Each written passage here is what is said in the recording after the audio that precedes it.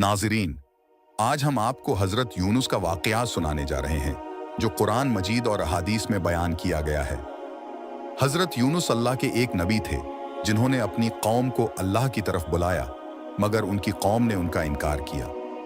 ये वाक़या हमें अल्लाह की कुदरत, सब्र और तौबा की अहमियत का दर्स देता है। आइए इस वाक़ये की तफसीलात में चलते हैं।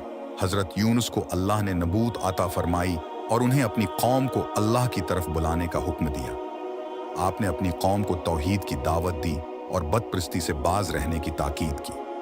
उन्होंने कहा, ऐ मेरी कौम, अल्लाह की इबादत करो, इसके सिवा तुम्हारा कोई माबूद नहीं है। हज़रत यूनुस ने अपनी कौम के लोगों को मोहब्बत और शफ़क़त के साथ समझाया कि बदपरस्ती छोड़कर एक अल्लाह की इबादत करें। उन्होंने कौम को समझाया कि बत बेजान है और वो किसी भी कस्म का नफ़ा या नुकसान नहीं पहुंचा सकते। हज़रत यूनुस ने